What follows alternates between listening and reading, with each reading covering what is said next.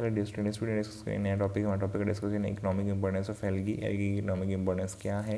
Exam point of view से बहुत important topic, exam में ऐसे क्वेश्चंस कॉमनली आते रहेंगे और आने वाले टाइम में भी एग्जाम में जरूर आएंगे।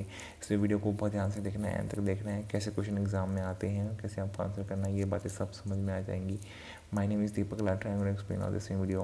देखो इकोनॉमिक इंपॉर्टेंस में पहला था फोटोसिंथेसिस, क्योंकि ये लोअर प्लांट है और उनके पास फोटोसिंथेसिस पिगमेंट है तो ये फोटोसिंथेसिस कर सकते हैं, तो इसलिए इनका इकोनॉमिक इंपॉर्टेंस पहला क्या है फोटोसिंथेसिस। तो at least half of carbon dioxide fixation, जितनी कार्बन डाइऑक्साइड एयर में है उसका हाफ जो है फिक्स की जाती है पानी में प्रेजेंट एल्गी के द्वारा फोटोसिंथेसिस करके, क्योंकि इनके पास एबिलिटी होती है फोटोसिंथेसिस करने की। इसलिए कार्बन डाइऑक्साइड फिक्सेशन का हाफ जितना होती है अर्थ के ऊपर लैंड और वाटर में, उसमें वाटर में जो है एल्गी करती है और वो लगभग हाफ होती है। Increase the level of dissolve oxygen बढ़ जाएगा, क्योंकि आपको पता है ऑक्सीजन जो है बाई प्रोडक्ट ऑफ फोटोसिंथेसिस है, इसलिए जहाँ पे फोटोसिंथेसिस होती है वहाँ पे ऑक्सीजन बनता है। तो पानी में जहाँ पे एल्गी प्रेजेंट होगी और फोटोसिंथेसिस कर रही होगी तो वहाँ पे डिजोल्व ऑक्सीजन इनके इमीडिएट इन्वायरमेंट में ज़्यादा मिलेगी। तो इसलिए सरफेस के आसपास एल्गी ग्रो करती है, सरफेस के आसपास डिजोल्व ऑक्सीजन ज़्यादा होती है। अगर आप डीप जाएंगे अंदर जाएंगे तो उसके बाद आपको जहाँ पे एल्गी नहीं है वहाँ पे डिजोल्व ऑक्सीजन कम मिलेगी। तो इसलिए डिजोल्व ऑक्सीजन बढ़ाने का काम करती हैं ये, फोटोसिंथेसिस तो करती ही है साथ में, तो इसलिए डिजोल्व ऑक्सीजन ज़्यादा हो जाती है। प्राइमरी प्रोड्यूसर्स कहते हैं इनको प्राइमरी प्रोड्यूसर क्यों, क्योंकि आपने फूड चेन के बारे में पढ़ा, एक्वेटिक फूड चेन, पानी की फूड चेन जो उसमें प्राइमरी प्रोड्यूसर कौन होते हैं, एल्गी ही होती है। क्योंकि जो फूड चेन के अंदर ट्रॉफिक लेवल फर्स्ट होता है उनको हम प्रोड्यूसर्स बोलते हैं, और प्राइमरी प्रोड्यूसर में से कौन है, एल्गी है।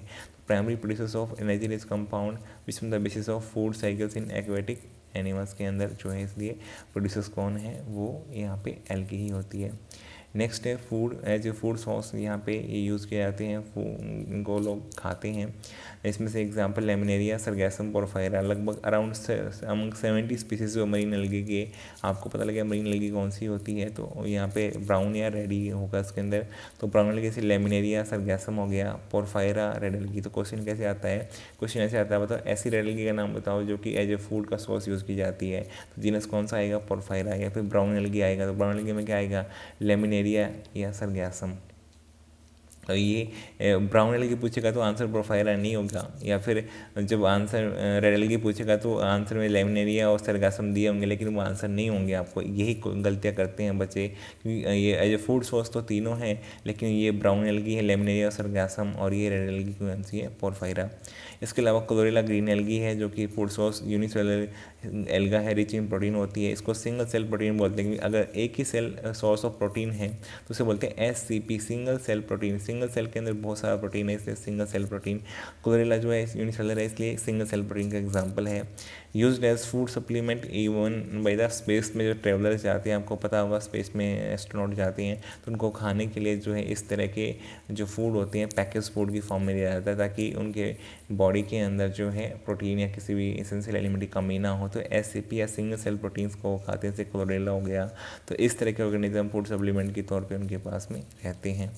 हाइड्रोकोलाइड्स भी इनसे ऑप्टेन होते हैं, क्योंकि हाइड्रोकोलाइड्स ब्राउन एल्गी के पास भी होते हैं, जैसे कि एल्जीन। रेड एल्गी के पास कौन सा होता है, केराजीन, अगार। ये सभी सारे यूज कमर्शियल यूज लिया जाता है, क्योंकि वाटर को होल्ड करने की एबिलिटी है।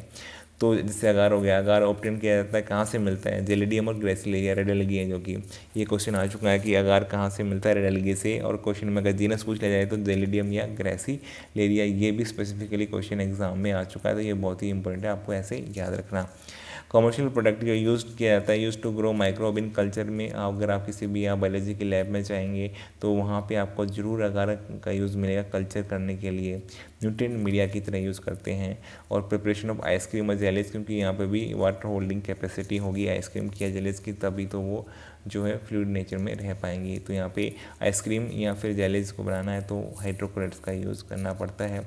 Last and most important is the source of iodine जो है, ये भी क्योंकि ये मरीन वाटर में रहती हैं तो वहाँ पे आयोडीन होता ही है। तो वहाँ से आयोडीन ऑप्टेन करने के लिए हम ब्राउन एल्गी, फ्यूकस और लेमिनेरिया का यूज़ कर सकते हैं। तो दोनों इंपॉर्टेंट है। कौन से जीनस को यूज़ करते हैं ब्राउन एल्गी की, ब्राउन एल्गी में भी फ्यूकस और लेमिनेरिया। इससे हम आयोडीन ऑप्टेन करने के लिए इनको हम बाहर निकालते हैं समुद्र से और सी से, और फिर उससे ऑप्टेन करते हैं फ्यूकस और लेमिनेरिया से आयोडीन। बहुत इंपॉर्टेंट क्वेश्चन है, बहुत एग्जाम में बहुत बार आया हुआ है। अगर क्वेश्चन बहुत बार आया हुआ है, ये आपको याद रख लेना है। SCP बहुत बार आया हुआ है। ये पॉइंट ऐसे कि हमेशा एग्जाम में देखने को मिलते हैं। ये क्वेश्चन आएंगे डायरेक्टली आप आंसर कर पाएंगे। मुझे उम्मीद है सब बातें आपको समझ में आ गई हैं अबाउट द इकोनॉमिक इम्पोर्टेंस, जिसमें हमने देखा प्रोडक्शन से लेकर प्राइमरी प्रोड्यूसर से लेकर फूड सोर्स से लेकर हाइड्रोकोलाइट्स वाटर होल्डिंग सब्सटेंस से लेकर और एडिंग सोर्स तक होते हैं। वीडियो को लाइक करो, कमेंट करो, चैनल पर सब्सक्राइब करो, अपने फ्रेंड के साथ शेयर करो। Thank you for